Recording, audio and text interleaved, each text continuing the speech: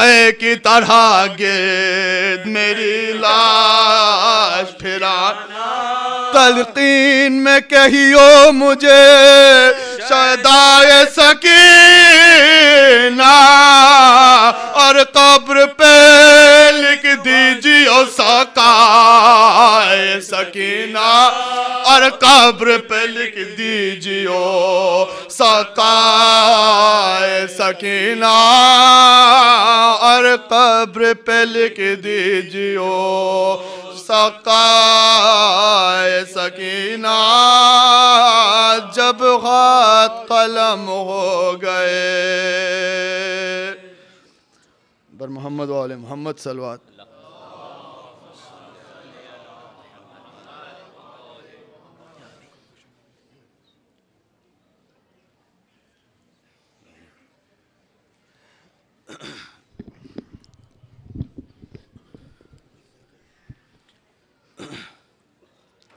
محمد علی کی صحت و سلامتی کے لیے ایک صلوات پڑھ دیں، بہت ماشاءاللہ پروردگار اس کو اللہم صلی علی محمد و آل محمد۔ ایک اور صلوات پڑھ دیں محمد و آل محمد۔ اللہم صلی علی محمد و آل محمد۔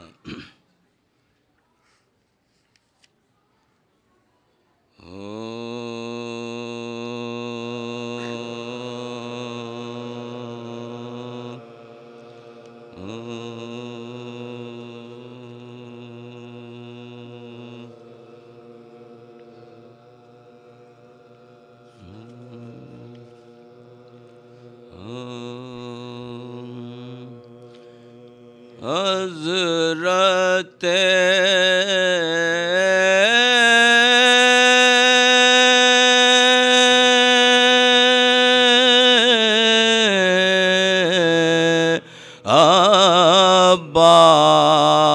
عباس شاہ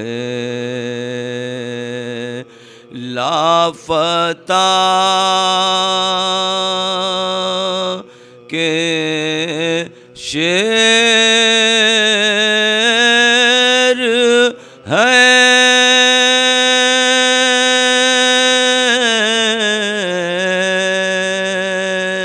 حضرت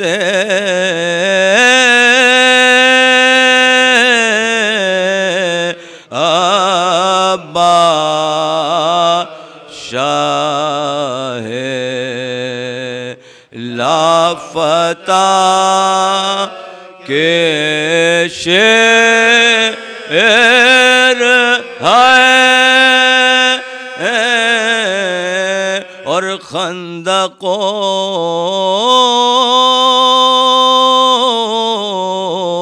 خیبر کے وہ یہ کربلا کے شعر ہے، اور کیوں نہ ہو ہر جنگ میں یہ مثل حیدر فتح یاب، کیوں نہ ہو ہر جنگ میں یہ مثل حیدر فتح یاب، اور وہ خدا کے شعر، یہ شعر خدا کے شعر ہے، حضرت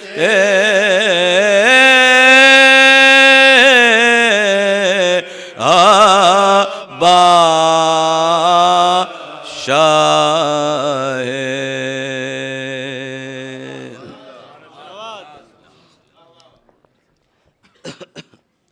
ایک اور بات پڑھیں،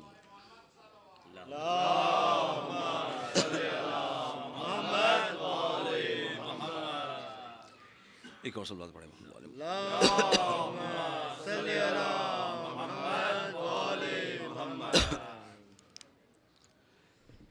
آج کسی نے مجھ سے فرمائش کی کہ جناب ابو طالب پہ کچھ پڑھوں، تو میں کوشش کروں گا کہ اس کو میں پڑھ سکوں. ایک اور صلوات پڑھیں محمد والے محمد.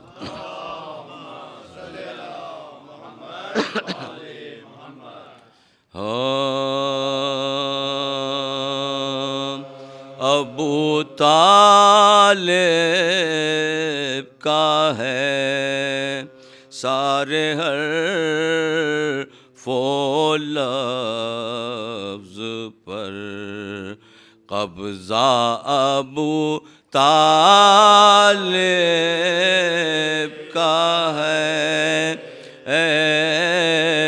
سارے حرف و لفظ پر قبضہ، ابو طالب. اور جس جگہ ہے علم کا دریا، ابو طالب کا ہے سارے.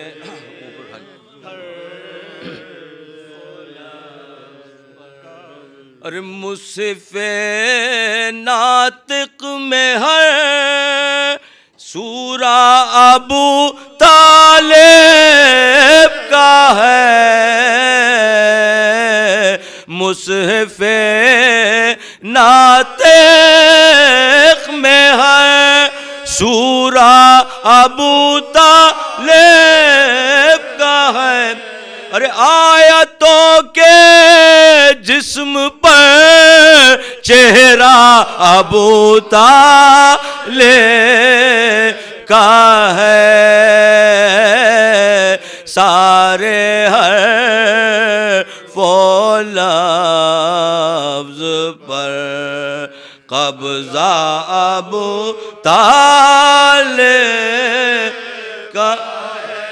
اور عمر بھر چلتے رہے جس پر محمد اور علی، عمر بھر چلتے رہے اور جس پر محمد اور علی. ارے وقت کہتا ہے کہ وہ رستہ ابو طالب کا ہے. وقت کہتا ہے کہ وہ رستہ ابو طالب کا ہے سارے حرف و لفظ پر قبضہ طالب. ارے حمد پڑھنا نعت کہنا صرف دو ہے مشغلے. حمد پڑھنا نعت کہنا اور صرف دو ہے مشغلے. ارے اس سے ہٹ کر کیا کوئی کلمہ ابو طالب کا ہے سارے حرف و لفظ پر قبضہ. قابل غور شعر کا. اور جس کو کہتے ہیں نصیری فخر سے اپنا خدا، جس کو کہتے ہیں نصیری فخر سے اپنا خدا. ارے ہم کو یہ ہے فخر وہ بیٹا ابو طالب کا. ہم کو یہ ہے فخر وہ بیٹا ابو طالب کا ہے سارے حرف و لفظ پر قبضہ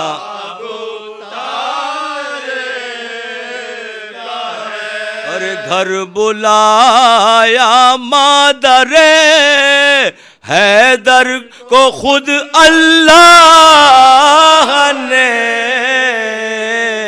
گھر بلایا مادر حیدر کو خود اللہ نے، اور اس کا مطلب یہ ہوا کعبہ ابو طالب کا، اس کا مطلب یہ ہوا کعبہ ابو طالب کا ہے سارے حرف و لفظ پر قبضہ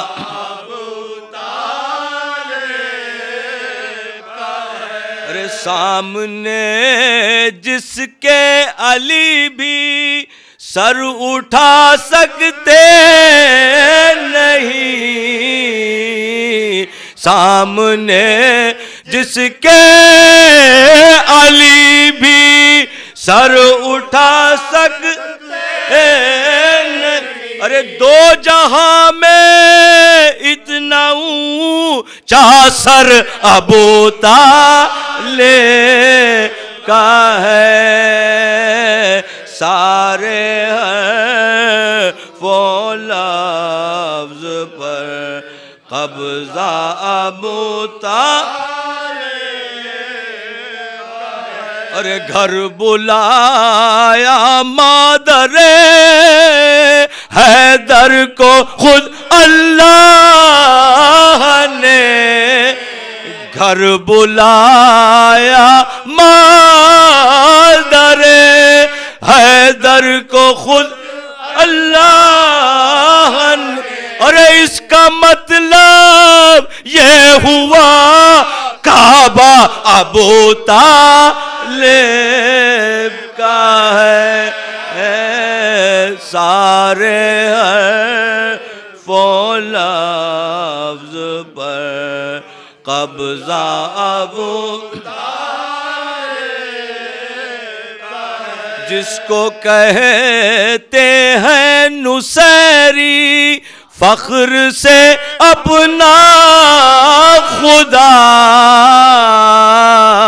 جس کو کہتے ہیں نصیری فخر سے اپنا خدا، ارے ہم کو یہ ہے فخر وہ بیٹا ابو طالب کا ہے،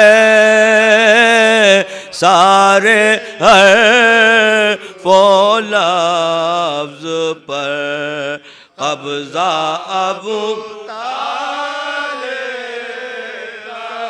اور اے سفیر محسن اسلام جو تیرا لقب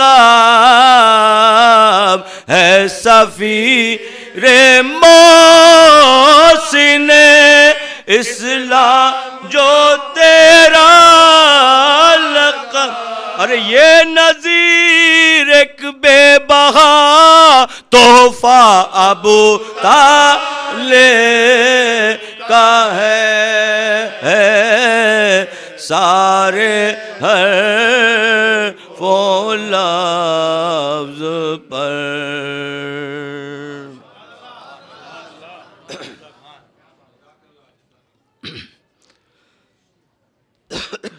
ایک سلوات بھی تھوڑا سا پانی منگا لیں، محمد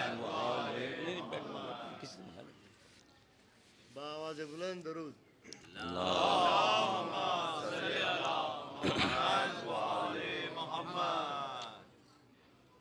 بارے دیگر صلوات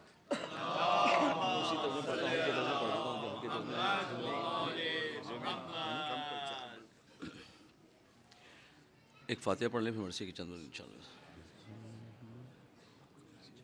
نہیں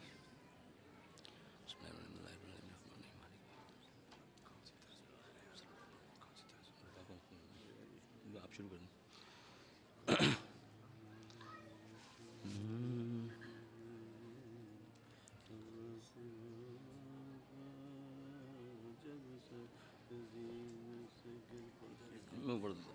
ایک اور سلوات پڑھیں محمد والے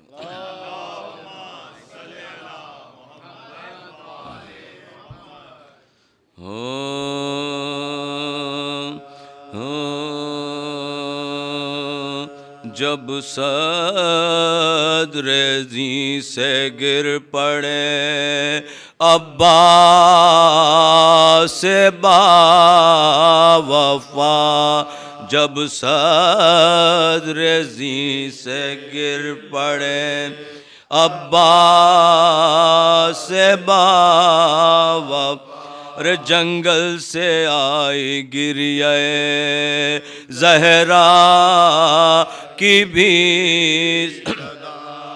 اکبر نے دوڑ کر یہ شہ والا سے یہ کہا، ارے چلیے حضور نہر پر مارے گئے چچا، چلیے حضور نہر مارے گئے چچا، بے دست دشمنوں نے کیا اس دلیر کو، ارے رو آئیے ترائی میں حیدر کے شیر کو، رو آئیے ترائی میں حیدر کے شیر، یہ سن کے پیٹتے ہوئے اٹھے زمین سے شاہ، فرمایا ہے غضب میرے بچے ہوئے تباہ، یہ کیا کہا کہ آنکھوں میں دن ہو گیا سیاہ، ارے مظلوم سے بچھڑ گئے عباس، مظلوم سے بچھڑ گئے عباس، مدت ہوئی تمام سکینہ کے چین کی، ارے توڑا فلک نے کمر کو حسین کی، توڑا فلک نے کمر کو حسین، یہ کہہ کے سوئے نہر چلے شاہ کربلا، ارے مانند بید کانپتے تھے شہ کے دست و امام تھا نہ فرق پہ دوش پردہ، ارے تصویر وار تھے ہم تن سے تمو، ارے مقتل کی خاک سے تنے انوار اٹا ہوا، ارے سینہ کھلا ہوا تھا غریباں پٹا ہوا، سینہ کھلا ہوا تھا غریباں پٹا ہوا، ارے پہنچے جوہی ترائی میں بادی دائے پر ارے دیکھا تپا ہے خاک پہ فرزند، ارے شانوں پکی نظر تو جگر کو رہی نہ، ارے بس ہائے بھائی کہہ کے گرا وہ فلک جنا، بس ہائے بھائی کہہ کے گرا وہ فلک جنا، ارے بیکار دستے پاتھے شہ خو خصال کے ارے لے آئے لاش تک علی اکبر سنبھال کے لے آئے لاش تک علی اکبر سنبھال کے منہ رکھ کے خون بھرے ہوئے چہرے پدی صدا ارے بھیا حسین آیا ہے آواز اے ہاتھ دونوں ہاتھ بدن سے ہوئے جدا ارے بازو کے صدقے ان تیرے شانوں پہ میں فدا بازو کے صدقے ان تیرے شانوں پہ میں ارے بھیا ہمارے ہاتھوں بیکار ہو گئے ارے تم ہاتھ کھو کے جعفر تیار ہو گئے تم ہاتھ کھو کے جعفر تیار ہو گئے منہ رکھ کے منہ پہ کہنے لگے شاہ خوش ارے عباس میں کن آنکھوں سے دیکھوں تیرا یہ اس دم بھی ہے تمہیں میرے آداب کا خیر اور جب ذبح ہوں گے ہم تو کسے ہو ویگا ملا جب ذبح ہوں گے ہم تو کسے ہو ملا ارے صدقے حسین تیرے تنے پاش کے اور ایک بار ہم کو گرد تو پھرنے دو لاش کو ایک بار ہم کو گرد تو پھرنے دو لاش کے یہ کہتے تھے کہ پھر گئی آنکھوں کی پتلی ارے ہچکی کے ساتھ آ گئی سوکھے لبوں پر حسرت سے دیکھ کر طرف شاہ سو جا اور دنیا سے کوچ کر گئے عباس سے نوجب دنیا سے کوچ کر گئے عباس سے ارے چھوڑا جری نے ساتھ شاہ مشرقین کا ارے غل اٹھا کے مر گیا عاشق حسین کا ایک غل اٹھا کے مر گیا عاشق حسین کا جب صدر زی سے گر پڑے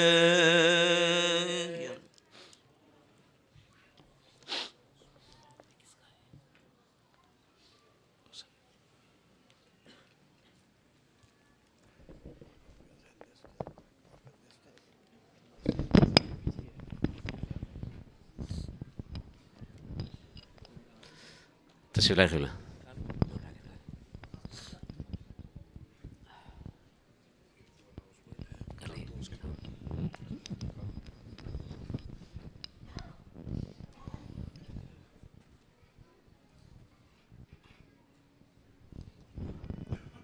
Brother and sister, please recite a loud salawat for today's sponsor. Allahumma salli ala Muhammad wa ali Muhammad. And the today's sponsors, as you can see, Sajjad Mir, Hamid A, Ghulam Haider, Abbas Rangwala, and sister Sara Kazmi.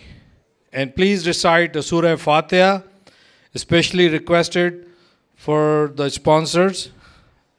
One is Muhammad Hussain Tabatabai, father of Sister Sara Kazmi, and then the relatives of Ghulam Haider, Muhammad Ali Jafar, Noor Bano, Sayyid Hassan Nawab, Sayyida Nazak Bano, and all other sponsors, Marumeen and your Marumeen. Please recite aloud loud Salawat and Surah Fatiha.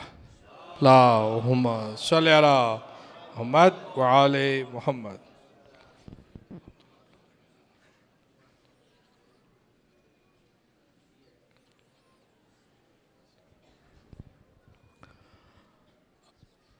I'm going to invite now for a quick update from Brother Ali Jan. Will give you the update regarding the Alvi Center. And please come forward, move forward so that we can have a room for the people who will come late. Thank you. Assalamu alaikum, brothers and sisters.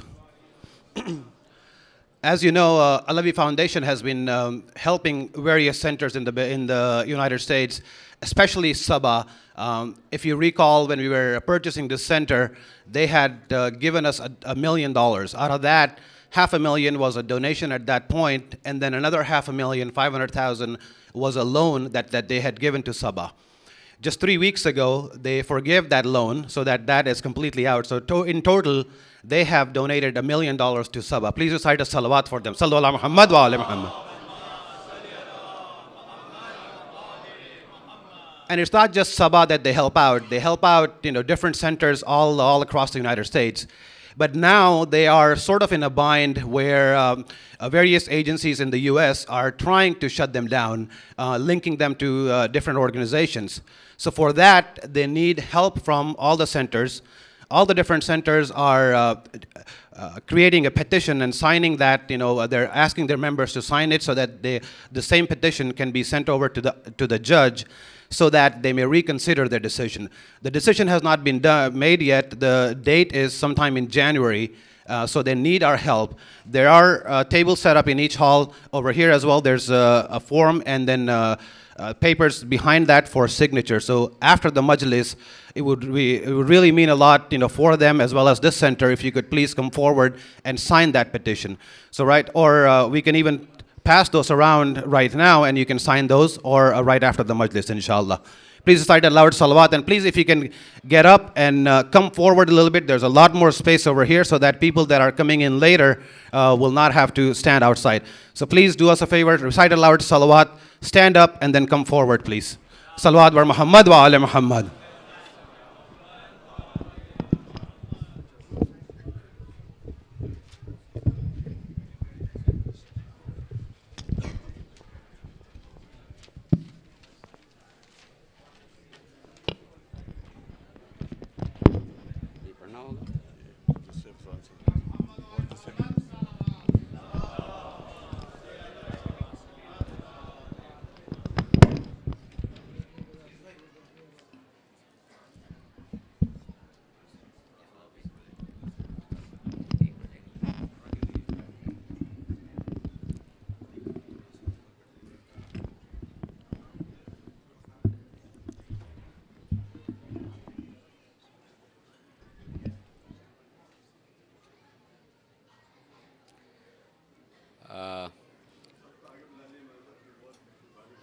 میرے خیال میں برادر عزیز نے بھی آپ سے تقاضا کیا تو تھوڑا سا آگے آ جائیں.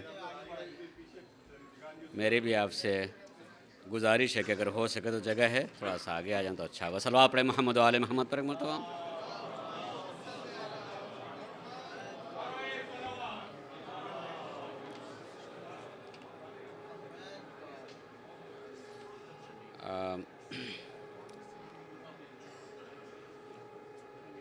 اور اسی کے ساتھ ساتھ آپ حضرات سے گزارش ہے کہ ایک مرتبہ سورہ حمد اور 3 مرتبہ سورہ توحید کی تلاوت فرما کر کے. میرے ہاتھ میں ایک طویل فہرست ہے. یقیناً میں نام پڑھوں گا جو لوگ دیتے ہیں ان کے لیے ایک قلبی تسکین ہوتی ہے کہ ہمارے بزرگ کا نام لیا گیا، لیکن خاصی طویل ہے اور میری نسبتاً تھوڑی سی آنکھ کمزور میں بغیر چشمے کے نہیں پڑھتا ہوں، مگر میں کہیں پڑھنے میں غلطی ہو تو وہ بھی اچھا نہیں لگتا ہے۔ یقیناً جس معبود سے ہمیں درخواست کرنی ہے وہ معبود دلوں کے راز کو بھی جانتا، اس کی بارگاہ میں جو ہے کسی نام لینے کی بھی ضرورت نہیں ہوتی ہے، نیت سے ہوتی ہے۔ جن لوگوں نے بھی آج اس کے لیے تقاضا کیا ہے، میری گزارش ہے آپ حضرات سے کہ 1 مرتبہ سورہ حمد اور 3 مرتبہ سورہ توحید کی تلاوت فرما کر کے ان تمام مرحومین کے لیے جن کے لیے تقاضا کیا گیا ہے آپ اصال فرما دیں۔ خصوصاً میں عام طور سے کہا کرتا ہوں محرم میں وہ مومن مومنات جو اس سال عزا میں شریک نہیں ہو سکے اور اس سے پہلے جو ہے گزر چکے ہیں، ان کے ارواح کے لیے بھی آپ تلاوت فرما دیں۔ بسم اللہ الرحمن الرحیم۔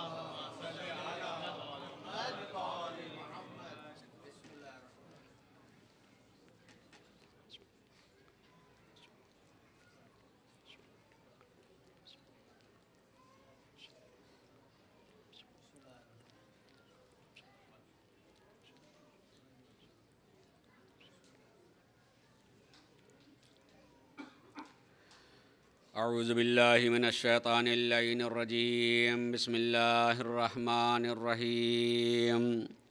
الحمد للہ رب العالمین والصلاة والسلام علی اشرف الانبیاء والمرسلین سیدنا و نبینا و شفیع ذنوبنا و حبیب قلوبنا و طبیب نفوسنا ابی القاسم محمد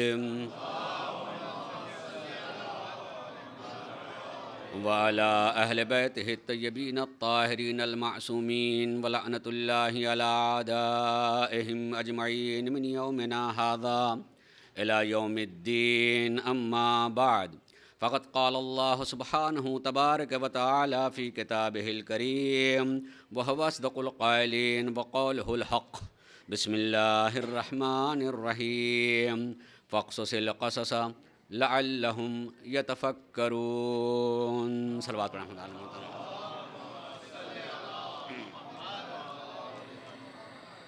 یہ سورہ اعراف کی آیت نمبر 176 کا ایک حصہ، آخری حصہ، جس کو میں نے مسلسل عنوان کلام قرار دیا ہے۔ پروردگار عالم کا اس آیہ کریمہ میں ارشاد ہے، حکم ہے سب کے لیے، جس کے لیے میں نے ابتدائی سے یہ بات کہی ہے کہ قرآن کا ایک انداز ہے، قرآن اپنی بات کو جو ہے بہت واضح طریقے سے کہتا ہے۔ قرآن ایک ایسی کتاب جو قیامت تک کے لیے ہدایت کے لیے کتاب آئی ہوئی ہے، تو جو بھی وہ لے کے اسے پڑھتا ہے وہ یقیناً خود قرآن نے اپنے بارے میں یہ بات کہی ہے کہ لقد یسرنا القرآن، ہم نے قرآن کو آسان کیا ہے۔ ایسا نہیں ہے کہ وہ کسی کو سمجھ میں آنے والا نہیں ہے، ذرا سا انسان اپنے غور اور فکر کرے گا تو جس سطح پہ انسان ہوتا ہے اس سطح پہ قرآن اس سے گفتگو کرنے لگتا ہے، اس سے بات کرنے لگتا ہے، اپنی بات کو اس تک پہنچاتا ہے، اور جتنا جتنا غور کرتا چلا جائے گا قرآن کے در کھلتے چلے جاتے ہیں، روشنی آنا شروع ہو جاتی ہے۔ انسان جو ہے خالی قرآن سے قریب ہو، معصومین علیہ الصلوۃ والسلام نے قرآن سے قریب ہونے کے لیے بے انتہا تاکید کی ہے کہ قرآن سے قریب ہو، یہ تمہیں بھی فائدہ پہنچاتا ہے، تمہارے گھر کو بھی فائدہ پہنچاتا ہے، تمہاری روح کو فائدہ پہنچاتا ہے، تمہارے رہ جانے والوں کو فائدہ پہنچاتا ہے۔ بلکہ اس حد تک معصوم نے کہا ہے کہ جب کبھی قرآن پڑھا کرو تو قرآن کو ذرا سے آواز سے پڑھا کرو، اس لیے کہ یہ الفاظ بھی جن کانوں سے گزرتے ہیں قرآن کے الفاظ وہاں بھی اثر کیا کرتے ہیں۔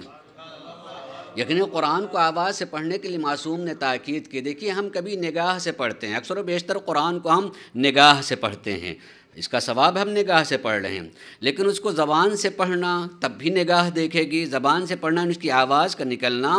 میں گھر میں قرآن پڑھ رہا ہوں، میرے بچے نہیں پڑھ رہے ہیں، میرا چھوٹا بھائی بڑا بھائی یا جو بھی چھوٹے بڑے ہیں وہ نہیں پڑھ رہے ہیں، تو قرآن کی آواز جن کانوں تک گزر رہی ہوتی ہے قرآن اپنا اثر گزارتا ہوا چلا جاتا ہے۔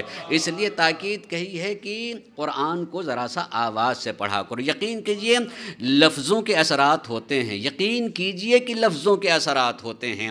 آپ اپنی اردو زبان بولتے ہیں، اس میں بھی لفظوں کا اثر ہوتا ہے۔ کسی صاحب عزت انسان کو برے لفظ سے یاد کر لیجئے، اس کو پسینے آ جاتے ہیں، اس کو جو ہے نہ جانے اس کے چہرے کا رنگ بدل جاتا ہے، میں نے کچھ کیا تو نہیں ہے، آخر اس کو میں نے تماچے تو نہیں مار دیے ہیں نا، لیکن لفظ ہی کا اثر ہے جو اس پر اثر گزارتا ہے، لفظ کا اثر ہوتا ہے، لفظ کا برے لفظ کا بھی اثر ہوتا ہے. کسی کو آپ میٹھی بولی بول دیجئے وہ کھل جاتا ہے، یعنی لفظوں کا اثر ہوتا ہے، لفظوں کے اثرات ہوتے ہیں. جب ہم اپنی زبان میں اچھے لفظیں بول دیں، اچھے لفظیں بولیں تو اس کے اثرات ہوتے ہیں. تو جو معبود کا کلام ہوگا، جو یقین معبود کا کلام ہوگا. اس لیے میں شب دعا ہے تو اس شب دعا میں بات کہنا بھی چاہوں گا. شب جمعہ شب دعا ہوتی ہے. میں اپنی کوشش کرتا ہوں اور جو میرا موضوع سے گفتگو کرتے ہوئے بات کروں، یقین کیجئے کہ شب دعا شب جمعہ ہے. میں واقعات ہی کو لے کر کے گفتگو کر رہا ہوں کہ واقعات کو بیان کرو. قرآن ہم سے کہتا کہ واقعات کو بیان کرو لعلہم یتفکرون. شاید جو لوگ سن رہے ہیں وہ سوچنے لگیں، وہ فکر کرنے لگیں، وہ غور کرنے لگیں، ان کی آنکھیں کھل جائیں، ان کے ذہن دریچے جو ہیں عقل کے کھل جائیں اور وہ کسی طریقے سے راہ راست پہ آ جائیں. تو واقعات کو بیان کرنا چاہیے. آئیے شب جمعہ کے عنوان سے اور بہرحال محرم کے اہم ترین تاریخ بھی اس عنوان سے بھی چند باتیں کہنا چاہوں گا. غور کریں کہ قرآن نے اپنے اندر بہت سارے واقعات کو نقل کیا اور انہی میں سے ایک اہم ترین واقعہ بیان کیا ہے جس کو خود قرآن نے احسن القصص کہا ہے. جناب حضرت یوسف اور جناب حضرت یعقوب کے واقعے کو پورا ایک سورہ ہے، سورہ یوسف کے نام سے، اور اس میں واقعہ ہی بیان کیا ہے. اور اس واقعے کو اور اس قصے کو جو ہے اللہ نے کہا احسن القصص، بہترین واقعہ ہے. یعنی اس کو پڑھیں، اگر آپ اس کو پڑھیں گے تو اس میں 2-3 جملے قرآن کے پڑھ رہا ہوں کہ جب یہ واقعہ اختتام کو آتا ہے اور جن بھائیوں نے اپنے بھائی کو کنویں میں ڈال دیا تھا، سزا دی تھی، اپنی زندگی سے نکال دیا تھا، باپ کی زندگی سے نکال دیا تھا، اور آخر میں پتہ چلا کہ معبود نے اس کو کتنا بڑا درجہ دے رکھا ہے اور پتہ چل گیا کہ یہی میرے بھائی ہیں. تو اب وہ آ کر کے اپنے باپ سے یہ کہتے ہیں، غور کیجئے گا، اپنے باپ سے کہتے ہیں اور قرآن نے نقل کیا ہے. قالوا یا ابانا استغفر لنا انا کننا خاطئین. پروردگارا ہمارے لیے آپ توبہ کیجئے، آپ ہمارے لیے توبہ کیجئے، ہم نے خطا کی ہے. ذرا سی دیکھیے کہتے واقعات کو بیان کیجئے تاکہ لوگوں کے آنکھ کھلے، ان کے عقل کے دریچے کھلنے لگیں. یہاں آ کر کے گنہگار یہ کہتے ہیں کہ آپ توبہ کیجئے ہمارے لیے، ہم نے خطا کی ہے. عزیزو اس وقت جناب حضرت یعقوب کو کہنا چاہیے تھا کہ کیا تمہاری آواز معبود نہیں سنے گا؟ خطا تم نے کی ہے، توبہ میں کروں؟ غلطی تم نے کی ہے تو تمہیں جانا چاہیے، استغفار کرنا چاہیے، توبہ کرنا چاہیے ہے. لیکن جناب حضرت یعقوب سے جب ان کے فرزندوں نے کہا کہ میں نے خطا، ہم لوگوں نے غلطی کی ہے، آپ توبہ کیجئے، تو قرآن فوراً ایک دوسرا جملہ کہتا ہے کہ جناب حضرت یعقوب نے جواب کیا دیا؟ سوف استغفر لکم ربی، ان قریب میں اپنے معبود سے توبہ استغفار کروں گا. انہو هو الغفور الرحیم، وہ بڑا معاف کرنے والا ہے، بڑا رحم کرنے والا ہے. عزیزوں اس میں سوفہ کہہ کر کہ میں ان قریب استغفار کروں گا، توبہ کروں گا. تو پہلے موقع میں تو یہ سمجھ میں آیا کہ جب کبھی انسان اپنے کو گنہگار سمجھے تو اس کو چاہیے کہ کوئی پاک وسیلہ تلاش کرے. غور کیجیے گا، اگر یہ سمجھتا ہے کہ میری زبان اس لائق نہیں رہ گئی، میرے ہاتھ اس لائق نہیں رہ گئے ہیں، میرا وجود اس لائق نہیں رہ گیا ہے، میں کس زبان سے اس کی بارگاہ میں کہوں، میں کس قدم سے اس کی طرف جاؤں، تو اسے چاہیے کہ کوئی ایسا مقدس و پاک و برگزیدہ جو ہے وسیلہ تلاش کرے کہ وہ اگر قبول کر لے تو وہ اس کی قسمت اور نصیب، اس کے قسمت اور نصیب نہیں. میں یہی ٹھہر کر کے ایک بات کہنا چاہوں گا عزیزوں، عزاداروں کے لیے بہت سارے مسائل سے عزادار گھرے ہوتے ہیں. ہم جب اس زمانے میں آ کر کے جو ہیں اپنے آقا اور مولا کا ماتم کرتے ہیں تو آواز آتی، بہت پرانی بات ہے مگر ایک بات کہنا چاہتا ہوں، سارے شیعہ جانتے ہیں، سارے عزادار جانتے ہیں، ایک شکوہ بہرحال ہوتا ہے کہ بھائی تم لوگ قرآن کی مخالفت کرتے ہو. قرآن نے کہا کہ جو شہید ہو جاتا ہے وہ زندہ ہوتا ہے، بھلا کہیں زندہ کا ماتم کیا جاتا ہے؟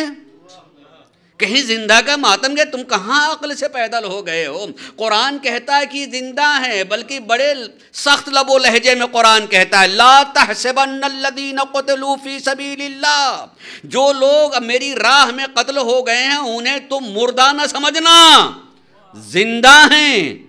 لیکن اس کے بعد یہ تو یہیں تک ٹھہر جاتے ہیں. کاش کہ اسی آیت کا آخری جملہ پڑھ لیتے ہیں. تو آخری جملہ ہے کہ وَعِندَ اللَّهِ يُرْزَقُونَ, لیکن وہ انہیں اللہ کے پاس سے رزق ملتا ہے. توجہ چاہوں غور کیجئے گا, انہیں اللہ کے پاس سے رزق ملتا ہے. جن کو اللہ رزق دیتا ہے قرآن میں کیا کہا ہے؟ مِمَّا رَزَقْنَاهُمْ يُنْفِقُونَ, کہ میرے اچھے بندے وہ ہوتے ہیں جو میرا رزق پا کر کے رکھے نہیں رہتے ہیں, بانٹا کرتے ہیں.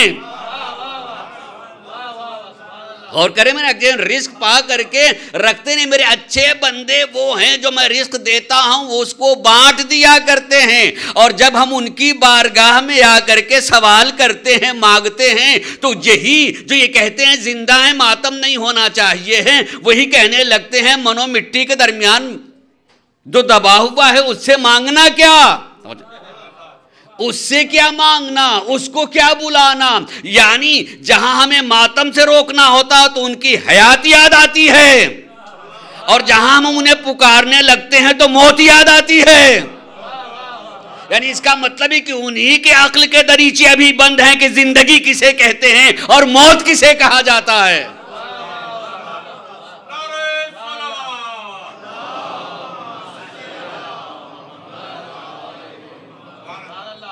کاش کے سمجھیں کہ کسے زندگی کہتے ہیں, کسے موت کہتے ہیں.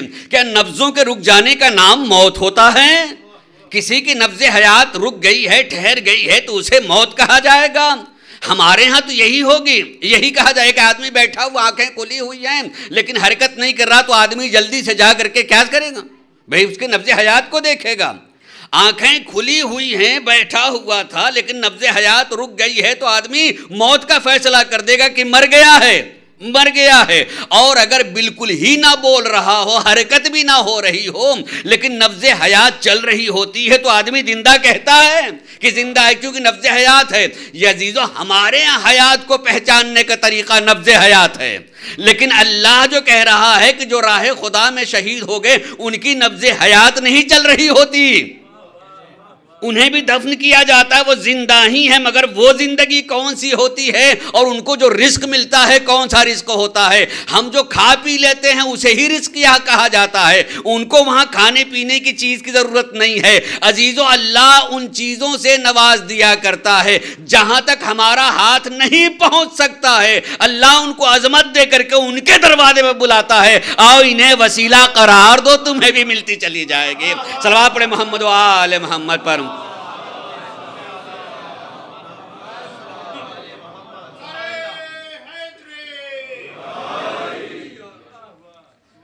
اس لیے ہم ان چیزوں سے گزر رہے ہوتے ہیں اور گزر رہا ہوتا ہے آدمی. تو عزیزان گرامی, ہم واقعات کو کی تو ایک جملہ تو یہ جناب حضرت یعقوب نے کہا کہ سوف استغفر لکم. میں نے اب تھوڑا سا تفسیروں کا مطالعہ کرنا شروع کیا کہ آخر جناب حضرت یعقوب کو اگر اپنے بچوں پر رحم ہی آ گیا کہ انہیں نے مجھ سے تقاضا کر لیا ہے, توبہ کرنے کو قبول کر ہی لیا ہے, تو اب وقت کیوں مانگ رہے ہیں؟ توجہ چاہوں گا, وقت کیوں مانگ رہے ہیں کہ ان قریب میں تمہارے لیے کروں. بھائی جیسے ہی کہہ دیا فوراً ہاتھ اٹھا دیتے, فوراً ہاتھ اٹھا کر کے توبہ اور استغفار کرتے, لیکن کہتے سوف استغفر لکم. تو میں نے جہاں تک میرا مطالعہ ہے, میرے مطالعے کے مطابق عام تفسیروں میں ملتا ہے کہ انہیں اتنا غصہ تھا کہ غصے کو قابو کرنا چاہتے, جب میرا غصہ ٹھنڈا ہو جائے گا تب میں توبہ ان کے لیے کروں. قبول تو کر لیا مگر ابھی غصہ بہت تھا. جو نبی اور نبوت کو پہچانتے نہیں, یقین کیجیے ان کے یہاں یہ خیال پیدا ہو سکتا ہے. ہمارے یہاں عصمت کو پہچان لینے کے بعد معلوم ہوتا ہے کہ معصوم کبھی جذباتی نہیں ہوا کرتا ہے, کہ جیسے آدمی جذباتی اور غصہ, ان کو غصہ ٹھنڈا کرنے کی ضرورت پڑے گی. لہذا ہمارے ہاں تفسیر میں یہ موجود ہے کہ جناب حضرت یعقوب نے وقت اس لیے لیا ہے, مانگا ہے کہ سوف استغفر لکم, کہ اللہ جگہوں کی بھی اہمیت قرار دیتا ہے. کچھ جگہوں کی بھی اہمیت ہوتی ہے, کچھ مقامات کی بھی اہمیت ہوتی ہے, کچھ دنوں کی بھی اہمیت ہوتی ہے.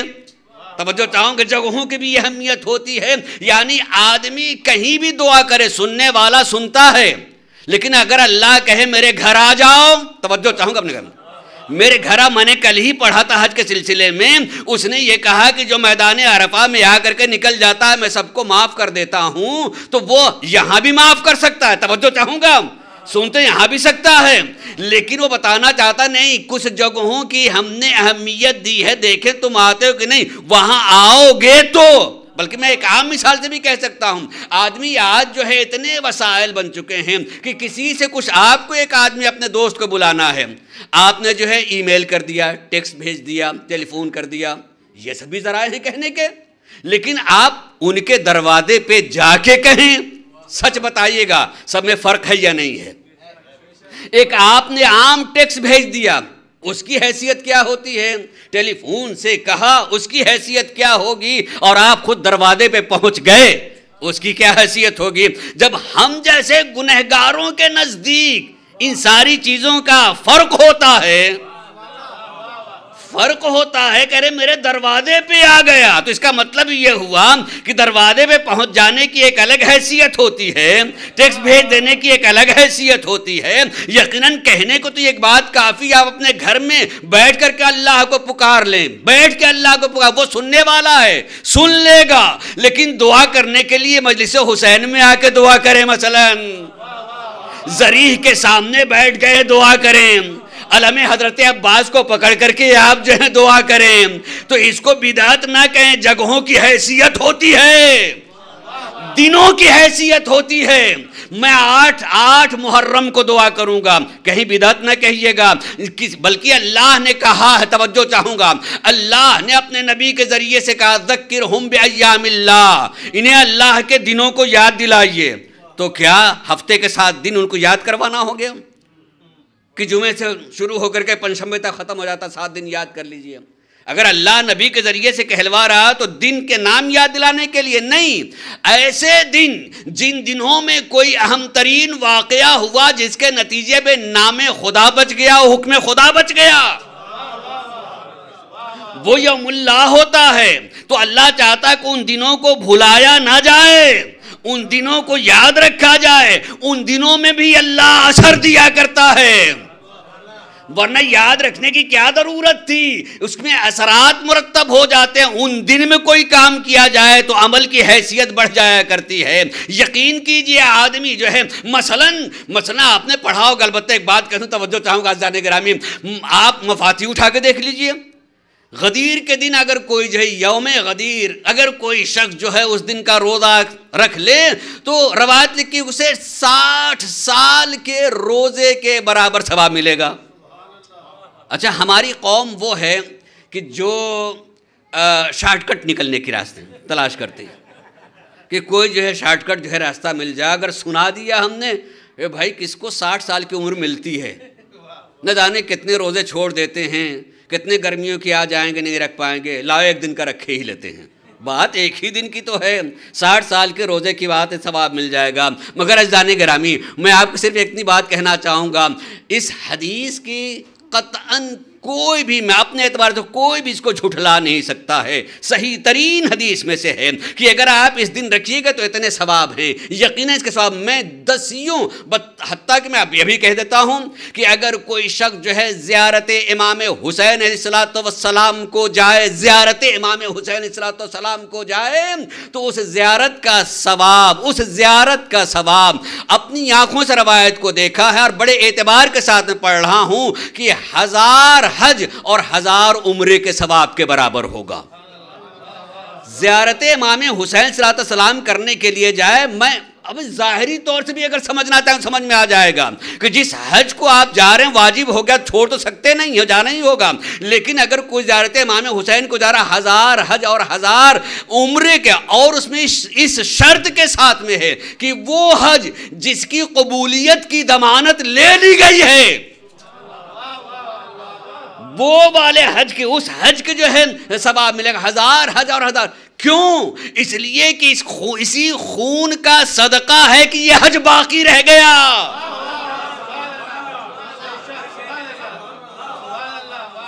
اس خون کا صدقہ ہے جو یہ حج باقی رہ گیا ہے.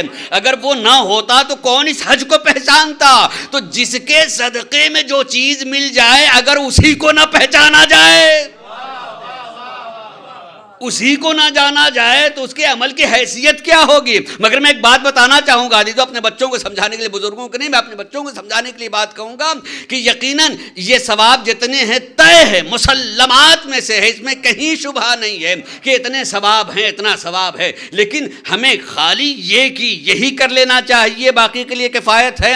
تو اپنی زبان میں سمجھانے کے لیے میں ایک بات کہنا چاہوں گا، ایک انسان کی ہوتی، توجہ چاہوں گا، ایک ہوتی ہے انسان کی ڈیوٹی اور ایک ہوتا ہے اس کا اوور ٹائم۔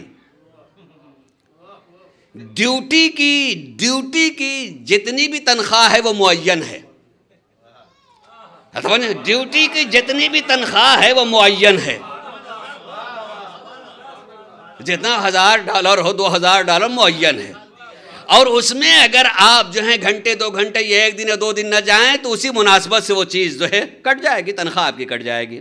لیکن جس کے ہاں آپ کام کر رہے ہیں، اگر اس کے ہاں کام بڑھ جائے اور کسی دن کہے کہ ذرا سا آپ 2 گھنٹے کام زیادہ کر لیجئے، اور 2 گھنٹے کام کیا ہم نے، وہ 2 گھنٹے کا اس نے 200-400 دے دیے،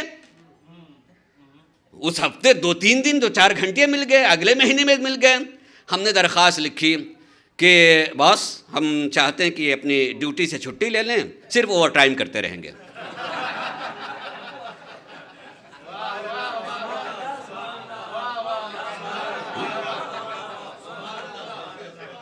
ہم جو ہے ڈیوٹی سے چھٹی لے لیتے ہیں، اوور ٹائم کرتے ہیں۔ سچ بتائیے اوور ٹائم ملتا کس کو ہے؟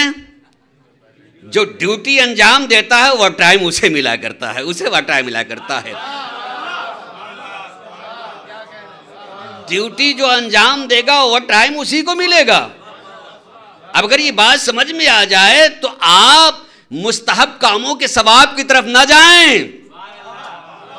یہ اوور ٹائم ہے۔ ڈیوٹی والا اگر اوور ٹائم نہ کرے تو اس کی جو ڈیوٹی ہے اس میں تو کچھ کٹنے والا نہیں ہے نا، وہ تو مل کے رہے گا۔ لیکن اگر وہ کر دیتا تو چونکہ اس نے واجب نہیں قرار دیا تھا اور ہم کر رہے ہیں تو اس کی مرضی جتنا دے دے، جتنا دے دے۔ لہذا ان کا جتنا ثواب بیان کیا گیا ہے عزیزو، اس پر حیرت نہیں ہونا چاہیے ہے، چونکہ واجب نہیں قرار دیا۔ میرا کتنا اچھا بندہ ہے، وہ کہے میرا کتنا اچھا بندہ ہے، میں نے اس پر لازم نہیں قرار دیا تھا، اگر میرا احترام کر لیا، میری بات کو جب اتنا مان لیا ہے تو میرا بھی کرم ہونا چاہیے کہ اس کو اتنا دوں جتنی امید بھی وہ نہیں کر سکتا ہے۔ صلوات پڑھے محمد و آل محمد پر۔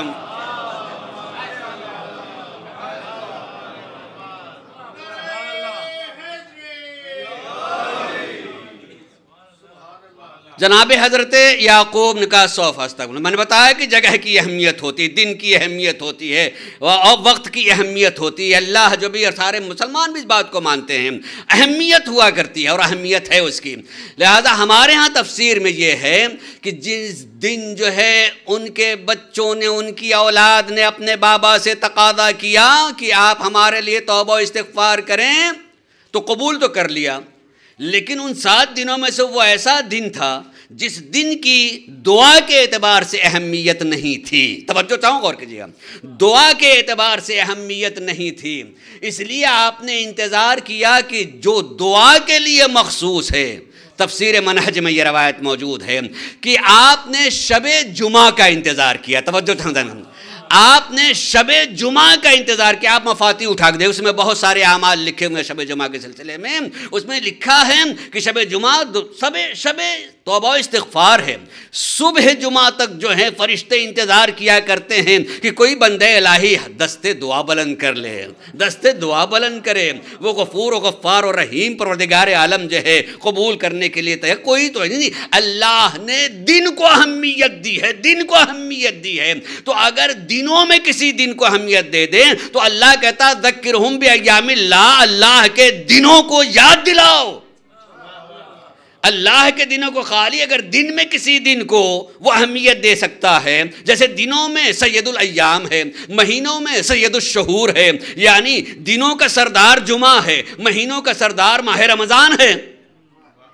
ماہ رمضان اس کو کہا گیا اس طریقے سے، بہرحال کچھ واقعات کی بنیاد پر دن کی اہمیت ہو جاتی ہے۔ شب جمعہ کا انتظار کیا جناب حضرت یعقوب نے کہ جب شب جمعہ آ جائے گی تو تمہارے لیے توبہ استغفار کریں گے۔ حضرت یعقوب کے اس واقعے سے کم جو ہے اس بات کا تو یقین پیدا ہوتا ہے نا کہ دن کی ایک حیثیت ہوتی ہے، تاریخ کی ایک حیثیت ہوتی ہے۔ تو عزیزوں، اگر عام دنوں میں ایک دن کی اتنی حیثیت ہو سکتی ہے تو جس دن میں خود اللہ کے سارے دین کو بچا لیا گیا ہے، کیا اس دن کو نہیں منانا چاہیے ہے، یاد نہیں رکھنا چاہیے ہے، اس دن نہیں آنا چاہیے؟ اس کے بارگاہ میں خدا کی قسم جو ہے عام دن کو اگر اللہ اہمیت دے دیتا ہے تو جس دن میں اس کے عزیزوں میں یہ کہہ سکتا ہوں، اسی لیے سرکار رسالت مآب نے بچپنے ہی سے اس ذات کو پہچنوایا ہے۔ تقریر کر رہے ہیں، خطبہ دے رہے ہیں اور حسین آ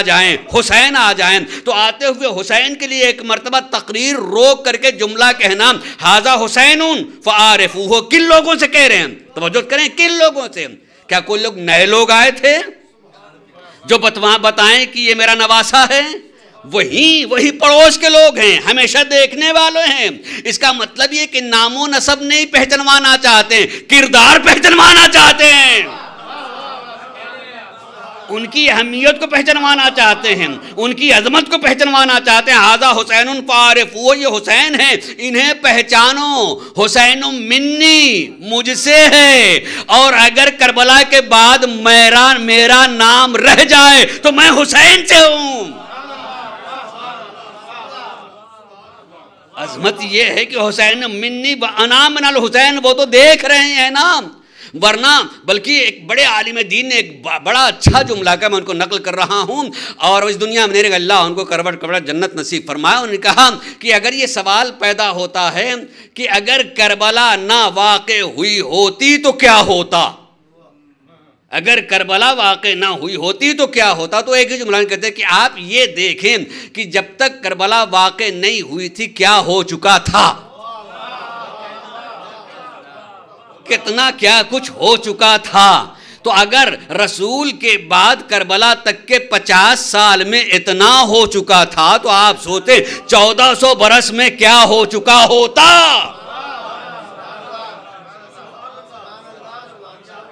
کربلا نے وہیں سے روک دیا۔ کربلا سے پہلے تک جو ہے شراب کو ایک چیز بنا لی گئی تھی کہ وہ اب میں ہی نہیں کہتا کہ مسلمان شراب کے قریب نہیں جاتا، لیکن جانے والا بھی کبھی اسے حلال کہہ کر کے نہیں پی سکتا۔ یہ خون کربلا کا اثر ہے، یہ خون کربلا کا اثر ہے۔ خدا کی قسم کہ امام حسین صلی اللہ علیہ وسلم نے جو ہے وہ کام کیا ہے کہ جو اس سے پہلے بالکل جائز ہو چکا تھا، جو اس سے پہلے جس کی اہمیت ختم کر دی، مذہب کے اعتبار سے اہمیت ختم کر دی گئی تھی، ان کی غیرت و حمیت کو تمام کر دیا گیا تھا۔ امام حسین صلی اللہ علیہ وسلم نے اس غیرت کو، اس حمیت کو، اس حیثیت کو، اس عزت کو واپس دیا ہے۔ اسلام کو اسلام حیات جو دی ہے امام حسین صلی اللہ علیہ وسلم نے دی۔ بلکہ میں کل ہی کی بات کے تکرار کرتے ہوئے کہنا چاہوں گا، تکرار تو اس کا ایک حصہ ہے کہ آدمی جب حج کو جاتا ہے، طواف کر رہا ہوتا ہے، ایک جز کی طرف جو ہے سوچئے گا عزیزان گرامی، طواف کر رہا ہوتا ہے، آپ نے دیکھا ہوگا کہ خانہ کعبہ کی دیوار سے ایک طرف جو ہے ایک یو کی شکل میں جو ہے دیوار بنی ہوئی ہے جسے ہجر اسماعیل کہا جاتا ہے، اور اس یو کی شکل میں جو دیوار بنی ہوئی ہے خانہ کعبہ کی دیوار سے ملی ہوئی نہیں ہے، اتنی جگہ ہے کہ اس سے آدمی گزر سکتا ہے۔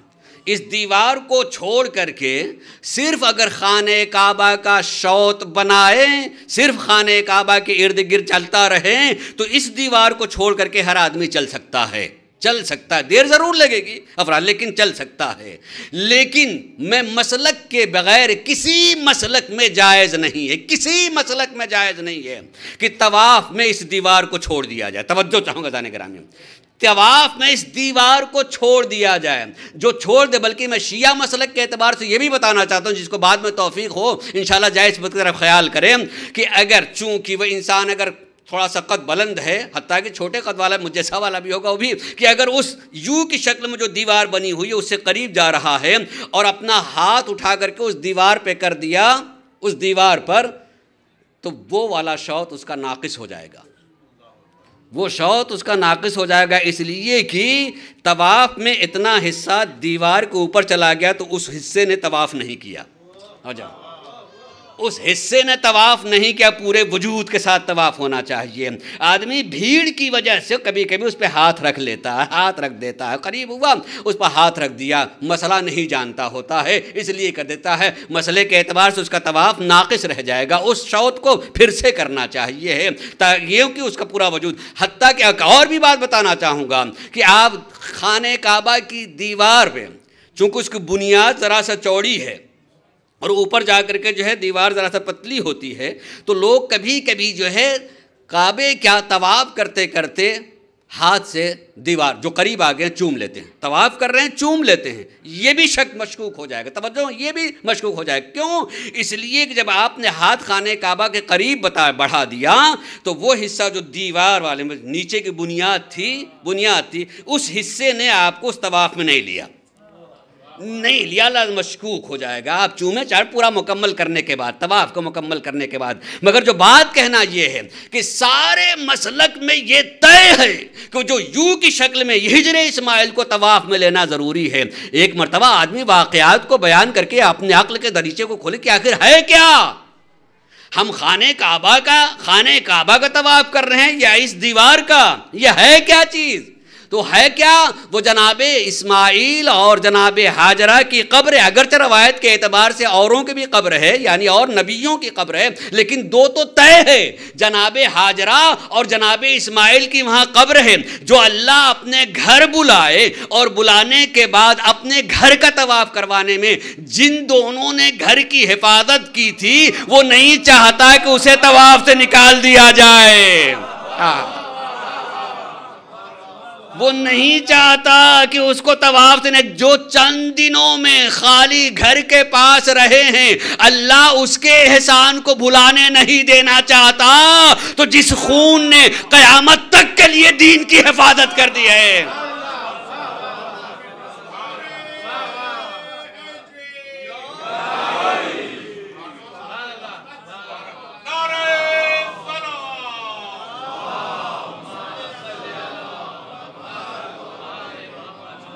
بھلا اس کی یاد کو، بھلا اس پر گریے کو، بھلا اس کے دن کے منانے کو. جو بدعت کہے، میں کہتا ہوں اس کا ذہن بدعتی ہو سکتا ہے. یقینی طور سے جو ہے یہ حکم خدا ہے کہ جس دین پر احسان ہو اسے فراموش نہیں کیا جاتا ہے، اسے بھلایا نہیں جاتا ہے، اسے یاد کیا جاتا ہے. جس کی وجہ سے میری عزت ہے، جس سے مجھے عزت ملی ہے، بھلا ہم اس کو فراموش کر دیں. اس لیے عزاداری ضروری ہوتی ہے، اس لیے یاد حسین جو ہے ضروری ہے. جان گرامی، اور یقین کی ایک بات کہنا چاہوں گا، غور کیجئے گا کہ یقین کیجئے کہ یہ جو کچھ بھی کر رہا ہوتا ہے انسان، ہر چیز گواہ بھی بنتی ہے. میں ایک رخ کی طرف آپ کو ذہن کو لے جانا چاہتا ہوں. آپ یہ نہ سمجھیں کہ میں کر کے چلا جاؤں گا کون بتانے والا ہوگا. خدا کی قسم میں قرآن کے ذریعے سے بھی بات بتانا چاہتا ہوں. یہ فرش گواہی دے سکتا ہے، یہ اعضاء خانہ گواہی دے گا، یہ فضائیں گواہی دے گی. ان سب میں شعور پایا جاتا ہے، اس سب میں شعور پایا جاتا ہے. کوئی ضروری نہیں ہے کہ ہمارا شعور کسی کے شعور کو نہ سمجھ سکے تو وہ بے شعور ہے. یہ انسان کی ضد ضرور ہوتی ہے بچپنے ہی سے. ایک بچہ گود میں اگر کھلونا کھیل رہا ہے اور وہ اگر ہلنے لگے یا کچھ میں جو ہے تو وہ الٹ پلٹ کے دیکھنا چاہتا ہے، یہ کیوں ایسا ہو رہا ہے. اسی بوڑھا ہو جانے کے باوجود بھی انسان آدمی اس کی اسباب کو تلاش کرنا چاہتا ہے. یہ کیوں ایسا ہو رہا ہے، کیسے ہو سکتا ہے اور کیوں نہیں ہو سکتا ہے، مثلاً کس طریقے سے ہو سکتا ہے.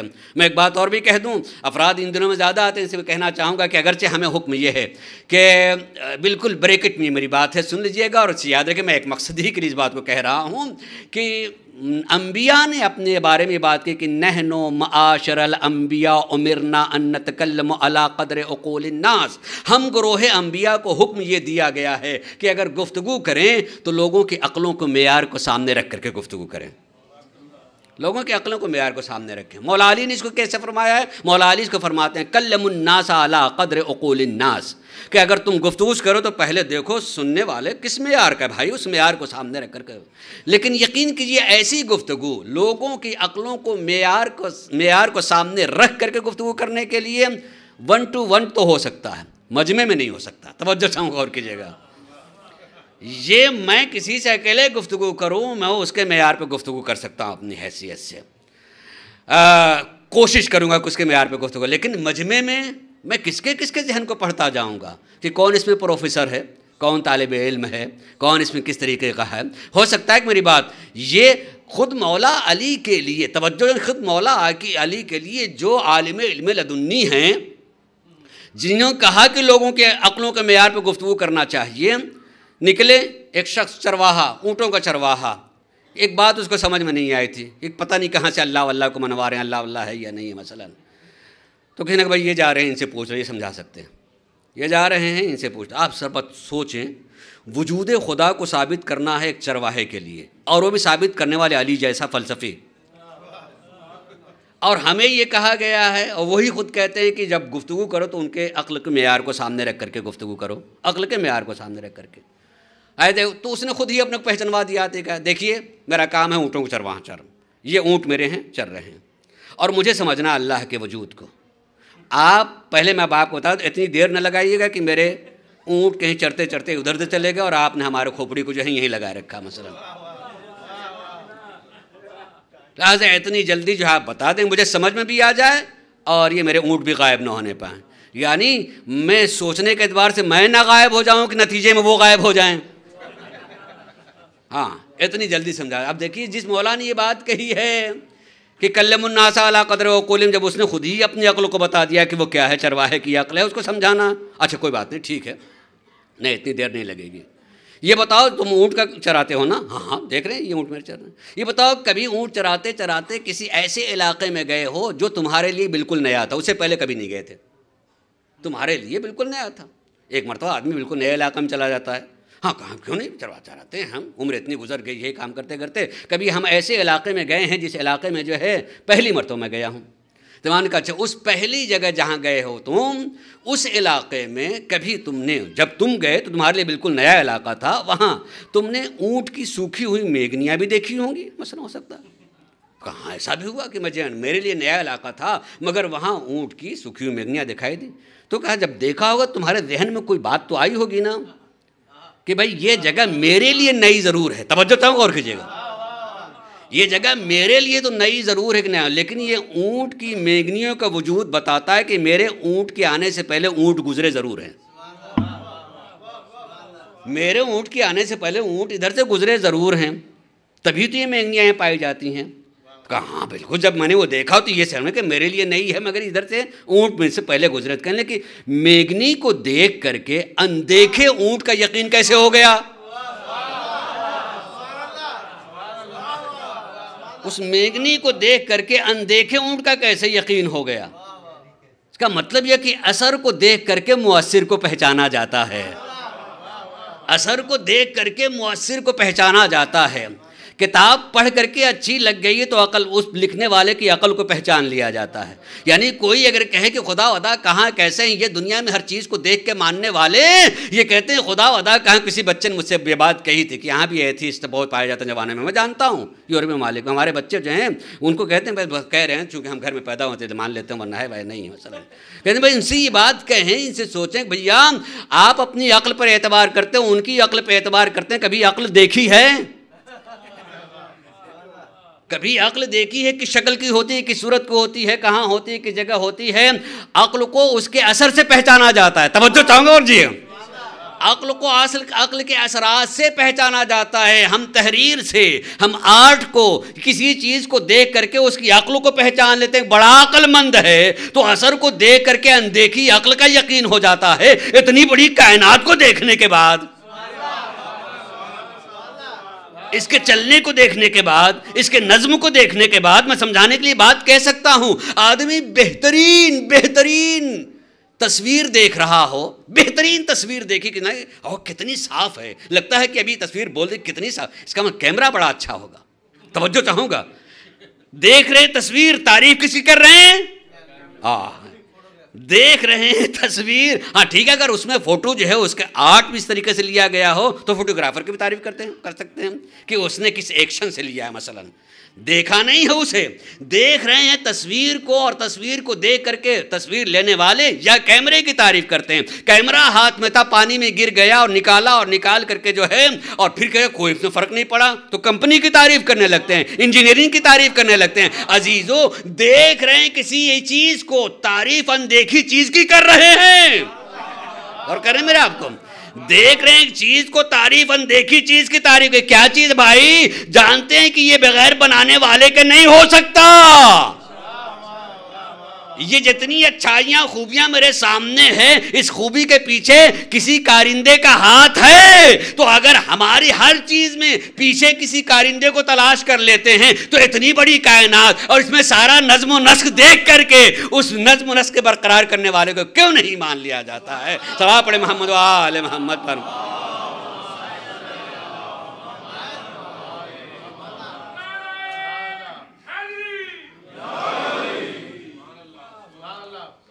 عزیزو گھڑی آج تو دیر سے بول تو تیز دیر سے شروع بھی ہوتے، لیکن میں جانتا ہوں کہ آخری ایام ہیں، ان میں لوگ آتے ہیں اور اپنے زندگی کو واقعاً اس کے لیے وقف ہی کر کے آتے ہیں. اللہ اس کی جزا دے گا. دیکھتا ہے، میں یہ بتا رہا تھا کہ ہر چیز میں شعور پایا جاتا ہے. یہ گواہ ہے ہر چیز میں. آپ سورہ یاسین پڑھیے، سورہ یاسین میں پروردگار عالم نے بات کی، قیامت کے دن تمہاری جلدیں تمہارے خلاف گواہی دیں گی.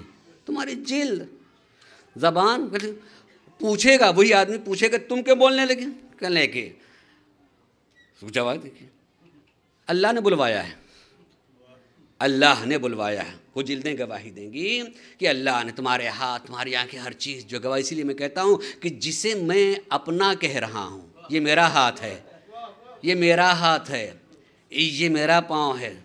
کبھی سوچنا کہ واقعی میرا ہے بھی یا نہیں، کہیں یہی جو ہے ہمارے خلاف گواہی نہ دینے لگیں. میرا اس وقت ہوگا جب میں ان ہاتھوں سے وہ کام کروں جو میری تعمیر کے لیے ہو.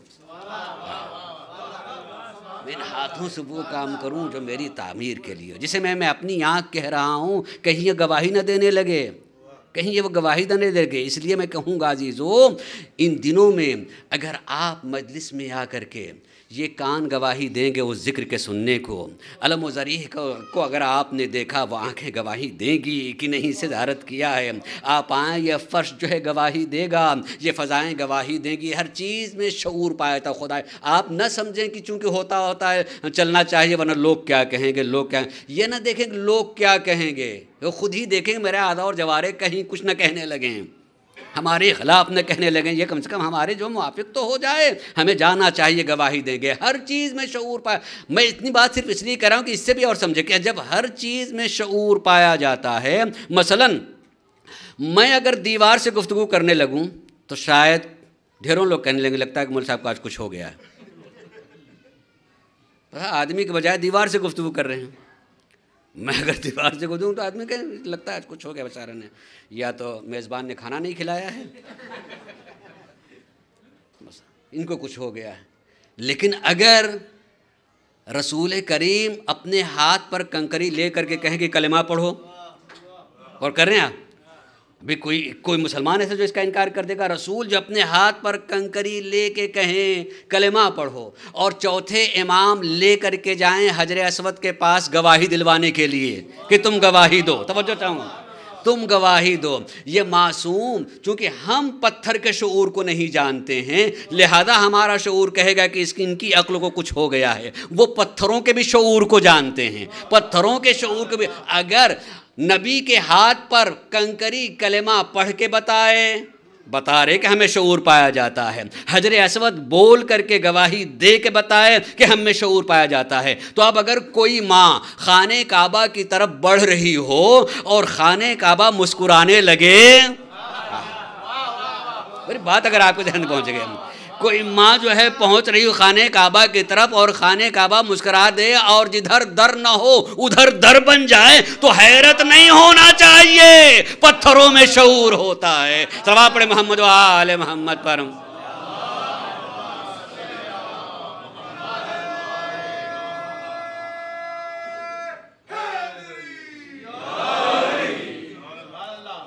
شعور پایا جاتا ہے. اس میں شعور پر وہ سمجھ لیتے ہیں کیا چیز ہم کر رہے ہیں. مثلا سارے مسلمانوں کا عقیدہ ہے، توجہ چاہوں، سارے مسلمانوں کا عقیدہ ہے فشار قبر کا، اس میں کسی کا انکار نہیں. فشار قبر یعنی جب قبر میں دفن کر کے چلے آئیں گے تو کچھ گناہ ہیں، کچھ خطائیں ہیں، جس کی بنیاد پر یہ کہ قبر جو اسے دبائے گی. بھئی کون انہیں بتانے کے لیے جائے گا قبر کو؟ قبر کو کون بتانے، مٹی کو کون بتانے جا رہا ہے کہ آنے والا جو ہے برا ہے یا اچھا ہے؟ توجہ چاہوں گا، آنے والا برا ہے یا اچھا ہے؟ پانی میں شعور ہوتا ہے. جناب موسیٰ جو نے عصا مارا راستہ ہو گیا اور خود اور ساتھی چلے گئے، اور پانی کو کس نے بتایا کہ اب فرعون آ گیا؟ توجہ چاہوں گا، کریے. پانی کو اب کس نے بتایا کہ اب فرعون اور اس کا لشکر آ گیا ہے؟ شعور ہوتا ہے، اس میں شعور ہوتا ہے، کسی بتانے کی ضرورت نہیں. بس اتنی بات کہنا چاہوں گا عزیزوں کہ ہر چیز میں شعور ہوتا ہے. قبر کو پتہ چل جاتا کہ آنے والا کون. اسی لیے جو معصومین سے وابستہ ہیں جب یہ جانے لگتے ہیں تو ان کے سینے پر تراب رکھ دی جاتی ہے. توجہ چاہوں گا، ان کے سینے پہ تراب رکھی جاتی جا کہ تراب تراب سے کہے آنے والا بو ترابی ہے. صلوات پڑھے محمد و آل محمد پر.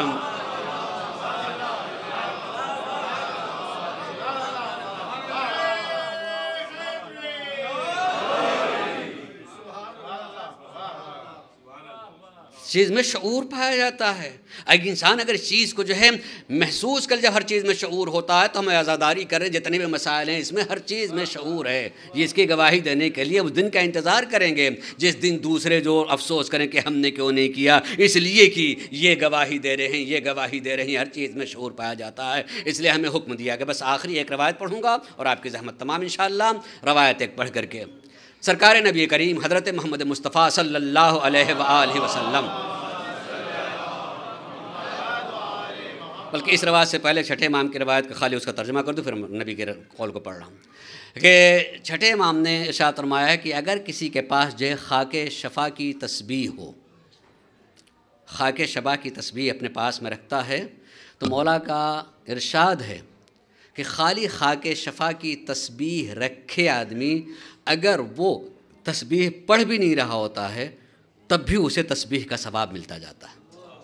خاک شفا کی تسبیح رکھے تو پڑھے نہ تو خالی تسبیح وہ تسبیح کرتی رہتی ہے، وہ تسبیح کرتی رہتی ہے، جس کا ثواب اس رکھنے والے کو ملتا ہے.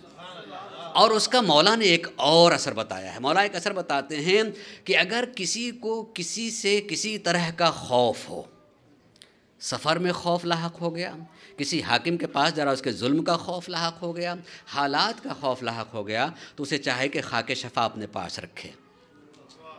اسے چاہیے، یعنی جس حسین نے بے خوفی سے دین کو بچا لیا، اس کے خاک میں بھی یہ اثر آ گیا کہ ہر ایک کے خوف کو دور کر سکتی ہے. خدا کی قسم، ہر ایک کے خوف کو دور کر سکتی ہے. انسان جو اس خاک شفا کو اپنے ساتھ میں رکھے وہ خود جو ضمانت لے لیتی ہے خاک شفا کو، اس کا خوف دور ہو جائے گا. اطمینان رکھے، اس کا خوف دور ہو جائے گا. یہ اثرات ہیں زانی گرامی. ہر چیز میں شعور ہوتا ہے، جس چیز میں ہر چیز میں شعور ہوتا ہے. نبی کریم نے ارشاد فرمایا ہے، بس ایک قول کو اور اس ضمن میں تھوڑی سی بات کہوں گا. نبی کریم فرماتے کہ من ربى صغيرا حتى يقول لا الہ الا اللہ لم يحاسبه اللہ.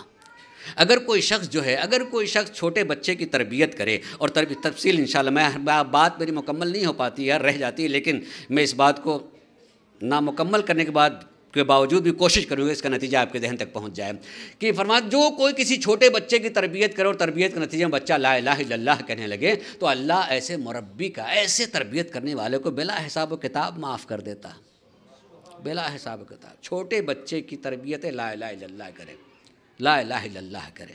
کسی چھوٹے بچے کی تربیت لا الہ، دیکھیے اس میں یہ نہیں کہ لا الہ الا اللہ سکھا دے، ہر مسلمان لا الہ الا اللہ سکھا دیتا ہے. تربیت لا الہ الا اللہ کر دے، تربیت لا الہ الا اللہ کر دے. تربیت لا الہ الا اللہ کہ اس کے ذہن کو بنا دے کہ بس معبود تو ایک ہی ہے. توجہ چاہوں گا، معبود تو اس لیے کہ انسان کی زندگی میں کبھی دولت معبود بن کے آ جاتی ہے، کبھی عہدہ معبود بن کر کے آ جاتا ہے، کبھی شہرت معبود بن کر کے آ جاتی ہے.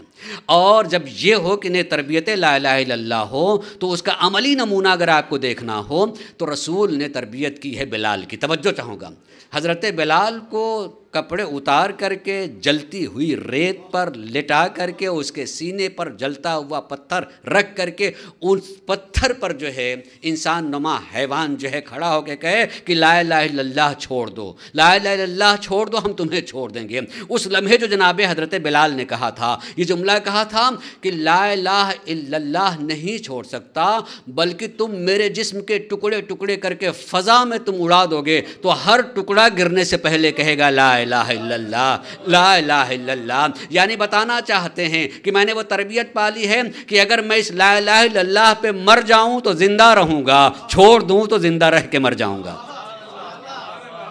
چھوڑ دوں تو زندگی میں مر جاؤں گا۔ عزیزو جو لا الہ الا اللہ تربیت کرے، میں انشاءاللہ تھوڑی سی بات کل کہوں گا اور یہ یقین کہوں گا، مگر آج کہ یہ کون کر سکتا ہے؟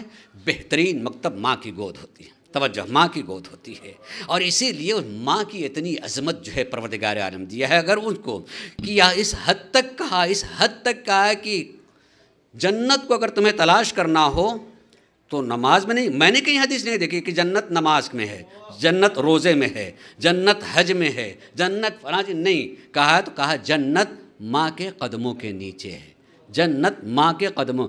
دنیا کی کون ماں ہے چاہے کسی مسلک سے رہتی ہو؟ توجہ چاہوں گا، غور کیجئے، دنیا کی کون ماں؟ ہر ماں ہوتی ہے، ماں ہے، ماں ہے، تو جب ماں ہی کے قدموں کے نیچے ہوتی ہے تو اس کا مطلب چاہے کسی مسلک سے تعلق رکھتی ہو، وہ اس کی قدموں کے نیچے جنت نہیں۔ جنت ہونے کا مطلب یہ کہ ماں کی تربیت ہی جنت تک بھی پہنچا سکتی ہے، جہنم تک بھی پہنچا سکتی ہے۔ ماں کی تربیت ہی جو ہے عزیزوں، میں بات کہہ سکتا ہوں کہ آج ہم جتنے بھی یہاں ہیں ان ماؤں کی تربیت ہی کا اثر ہے جنہوں نے بچپنے میں یا حسین کہلوانا سکھایا ہے۔ جب ہمیں کچھ نہیں آتا تھا تو ہمارے سینے پہ ہاتھ رکھ کر کے یا حسین کہلوایا ہے۔ میں قسم کھا کے کہہ سکتا ہوں کہ اس عمر میں دنیا کے گوشے گوشے میں گیا پڑھنے کے لیے، بہت سی جگہوں پر مجھے ایسے لوگ ملے ہیں۔ مولوی صاحب میں پہلی مرتبہ جو ہے اس جگہ آیا تھا اور محرم آ گیا تھا، آج جو ہے 6 7ویں محرم ہو گئی، مجھے جو ہے جگہ نہیں ملی کہ یہاں کہیں بھی مومنین رہتے نہیں تھے۔ میں بڑا پریشان تھا، میں اکیلا بیٹھ کر کے نوحہ پڑھ لے رہا تھا، میں اکیلا بیٹھ کر کے ماتم کر رہا تھا، خدا کا سے مومنین ملیں گے۔ میں پہلی محرم آ گئی تھی، مجھے کہیں مجلس حسین نہیں ملی، تو میں اکیلا بیٹھ کے جو مجھے نوحہ یاد تھا پڑھ لیا، اکیلا بیٹھ کر کے ماتم کر لیا۔ بھائی دنیا آدمی گوشے میں چلا جاتا، سب کچھ بھول جاتا ہے، حتیٰ اپنے گھر والوں کو بھول جاتا ہے، آدمی گھر والوں کو بھول جاتا ہے، لیکن نہ جانے کون سا اثر اس ماں کی تربیت میں دنیا کے کسی گوشے میں چلا جائے اور محرم آ جائے تو کچھ یاد آئے نہ یاد آئے، حسین ضرور یاد آتے ہیں، حسین ضرور یاد ہے۔ اللہ ایسی ماؤں کو کروٹ کروٹ جنت نصیب فرمائے، خدا کی قسم، جنہوں نے حسین کی معرفت دے رکھی ہے، کہ جن کے نتیجے ہم آج آ کر کے بیٹھے ہیں ماتم حسین کرنے کے لیے، جنہوں نے ہمیں تربیت دی ہے، حسین کو پہچنوایا ہے، حسین کی عظمت کو پہچنوایا۔ مگر میں اتنا تذکرہ کرنا چاہوں گا عزیزو، دنیا کی ہر ماں قابل احترام ہے جنہوں نے حسین کو پہچنوا دیا ہے، مگر میں آپ کو اس ماں کو بتانا چاہوں گا جس نے حسین کی وہ شناخت کروائی ہے، اس ماں کا نام ہے ام البنین اور لال کا نام ہے عباس۔ اللہ اکبر۔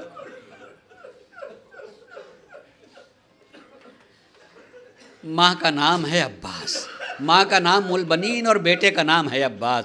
کیسی شناخت کروائی ہے عزیزو، ہمیں تاریخ میں ملتا ہے کہ جب مولا کائنات نے اپنا رشتہ دیا ہے، اللہ آپ کو کسی غم میں نہ روائے، رشتہ آیا ہے تو مادر ام البنین نام نہیں ہے، جب اللہ نے ان کی گود کو اولاد سے بھر دیا ہے، بیٹوں سے، تب ام البنین ہوئی ہیں، بیٹوں کی ماں، ورنہ نام تو فاطمہ ہے۔ کیا مقدس نام ہے، نام جو ہے فاطمہ ہے، جب رشتہ گیا ہے تو ماں نے بیٹی سے کہا تھا، بیٹی ہمارے پاس رشتہ آیا ہے اور اتنا عظیم رشتہ ہے جو ہمارے شرف کے لیے جو ہے کافی ہے۔ تو ایک مرتبہ فاطمہ، جو اس وقت فاطمہ ہیں، روئیں، آنکھوں میں آنسو آ گئے تھے ان کے، تو ایک مرتبہ ماں نے طرف کا فاطمہ، میں نے رشتے کو بیان کیا ہے، رضا تمہاری ہے، تم آخر کیوں رو دی، کس لیے رو؟ اگر راضی نہیں ہیں تو رشتہ نہیں ہوگا، مگر آنسو کیوں آئے ہیں؟ تو ان کے آنسو میں اضافہ ہو گیا، اور اضافہ ہونے کے بعد ایک مرتبہ کہا اماں اس لیے میری آنکھوں میں آنسو آ گئے کہ آج تیسرا روز ہے، آج تیسرا روز ہے، خواب میں رسول کی بیٹی ہماری شہزادی فاطمہ آ رہی ہیں اور آگے کہتی ہیں جب تم میرے گھر جانا، جب تم میرے گھر جانا نا تو میرے شہزادوں کا، میرے بچوں کا خیال رکھنا۔ میں سوچا کرتی تھی کیا اسی دنیا میں مجھے جنت میں جانے کا موقع مل جائے گا، کیا اسی دنیا میں مجھے جنت کے دروازے پر جو ہے جانے کا موقع، مجھے یقین نہیں ہوتا، یہ رشتہ آنا تک مجھے یقین ہو گیا ہے کہ نہیں مجھے وہ گھر نصیب ہوگا۔ سوچیں یہ معرفت پہلے سے ہے، اسی لیے جب شادی ہو کر کے اس دروازے پہ آتی، روایت یہ کہتی ہے آنے کے بعد فاطمہ کی چوکھٹ پہ بیٹھ جاتی ہیں اور اندر سے امام حسنین تشریف لائے اور ایک جملہ کہہ دیا حسنین نے، مادر گرامی گھر میں تشریف لائیں تو ایک مرتبہ ام البنین اس وقت کی فاطمہ نے سر کو اٹھایا، ہاتھ جوڑ لیا، شہزادو آج ماں کہا ہے، اس کے بعد ماں نہ کہنا، ماں نہ، جن کی ماں فاطمہ الزہرا ہو، جن کی ماں فاطمہ الزہرا ہے، یہ خادمہ بن کے آئی ہے، یہ کنیز بن کے آئی ہے، یہ خدمت کرنے کے لیے آئی ہے، ماں بن کے نہیں ہے، جن کے پہلے دن یہ جذبات ہو۔ سوچیں اس نے اگر اپنی گود میں اپنے بیٹے کو پالا ہوگا تو کیسے پالا ہوگا؟ عزیز جب آپ کی گود میں عباس آئے ہیں تو ایسے پالا ہے کہ سرکار وفا 30 سال کے ہو گئے مگر حسین کو کبھی بھائی نہیں کہا، حسین کو کبھی بھائی نہیں کہا ہے، ہمیشہ آقا کہا ہے، ہمیشہ مولا کہا ہے۔ عزیزوں پتہ نہیں ہم اگلے ذات زندہ رہیں گے کہ نہیں رہیں گے، اے میرے مولا سرکار وفا، سرکار وفا ہمارے اس تذکرے کو قبول فرما لیجئے گا، ہمارے ذکر کو قبول فرما لیجئے گا، مولا حسین آپ قبول فرما لیں گے، شہزادی سکینہ آپ قبول فرما لیجئے گا، فاطمہ الزہرا آپ کہیں ہوں گے قبول فرما لیجئے گا۔ عزیزان گرامی بس میں چند لمحوں تذکرے کرنا چاہوں گا، آپ بھی ماتم کریں گے اس لیے چند لمحے صرف کرنا چاہوں گا۔ سرکار وفا 30 سال کے ہو گئے ہیں اور ابھی تک بھائی نہیں کہا ہے، ہمیشہ آقا کہا ہے۔ ایک تذکرہ ملتا ہے، ایک تذکرہ ملتا ہے، اور اس روایت کو میں نے آنکھ سے تو نہیں دیکھا ہے مگر بڑی معتبر زبان سے سنا، اس لیے اعتبار سے پڑھ رہا ہوں کہ ایک دن سرکار سید الشہداء مسجد میں بیٹھے ہوئے، روایت سنتے رہتے ہیں آپ، صرف تجزیہ کرنا چاہوں گا کہ بیٹھے ہوئے تھے، جناب ام البنین کا یہ تقاضا تھا کہ میرے لال عباس دیکھو ہمیشہ حسین کے سامنے ایسے بیٹھنا کہ تمہیں چہرے سے پہچان لینا ہوگا کہ کہیں تمہارا آقا کچھ چاہتا تو نہیں، کہنے کا انتظار نہ کرنا، کہنے کا انتظار نہ کرنا، اشارہ تم خود سمجھنا کہ کہیں میرے مولا کچھ چاہ رہے ہیں نہیں۔ بس بیٹھے ہوئے مسجد میں ادھر سرکار وفا اپنے آقا کے چہرے پر نظر ڈالے ہوئے، محسوس کیا کہ میرے آقا کو پیاس لگی ہے، لہذا پانی کے لیے اٹھنا چاہتے ہیں، ابھی سوچا کہ کہیں میرے اٹھنے سے پہلے اٹھ نہ جائیں، لہذا جلدی گئے، پانی لیا، اور کہیں اس خیال سے کہ مولا خود نہ اٹھ جائیں، جلدی بڑھے تو پاؤں الجھ گیا، پانی گر گیا، نگاہ حسین نے دیکھا، رونے لگے، بھیا آج تم مجھ کو پانی نہ پلا سکے، کل کربلا میں میرے بچوں کو پانی نہ پلا، میرے بچوں تک پانی نہ پہنچ پائے گا۔ حسین نے یہ جناب عباس نے جملہ سنا، ان کے لیے ایک نیا جملہ تھا، روایت کے الفاظ یہ ہیں جو میں نے سنا کہ سننے کے بعد جناب عباس عمر 16 سال کی تھی، اس وقت عمر 16 سال کی تھی۔ عزیزان گرامی رات میں سونا چھوڑ دیا کہ نہ جانے کس وقت میرے آقا کہہ دیں یا کوئی بچہ کہہ دے مجھے پانی لانا ہوگا۔ ایک ہفتے گزر گئے، جناب زینب نے آ کے دیکھا تو عباس کا چہرہ بدلا ہوا ہے، پوچھا بھیا تمہیں کیا ہو گیا ہے؟ واقعہ بیان کر دیا کہ مسجد میں ایسا ہوا، جناب زینب بڑھ کر کے آئیں، بھیا حسین تم نے عباس سے کیا کہہ دیا ہے؟ ارے ایک مرتبہ حسین نے گلے لگایا، بھیا ارے میں نے بات کربلا کی تھی۔ عزیزو یہی وجہ ہے کہ جب عباس پانی لینے کے لیے گئے ہیں سکینہ دروازوں پہ بچے کے لیے ہیں. بچوں آپ نہ رو, میرا چچا گیا ہے, میرا چچا گیا ہے, پانی لے کر کے آئے گا. کھڑی ہیں, علم کا انتظار کر رہی ہیں. امام حسین گئے ہیں. امام حسین بڑھ کر کے جب گئے عزیزوں, میں واقعہ تو نہیں پڑھ سکتا ہوں پورا, اس لیے کہ انشاءاللہ آپ علم کے بھی زیارت کریں گے. 2 جملے سن لیجئے گا. آخر میں جب امام حسین السلام عباس کا علم لے کے خیمے کی طرف بڑھے ہیں, سکینہ کہنے لگی دیکھو میرا چچا آ رہا ہے, میرا چچا آ رہا ہے, اب تو پانی مل جائے گا. لیکن جب قریب علم آ گیا تو جناب سکینہ نے دیکھا چچا نہیں ہے. ارے میرے بابا ہیں, اب بھی نہیں روئی. قریب آ کے کہا بابا اتنا بتا دیجئے میرے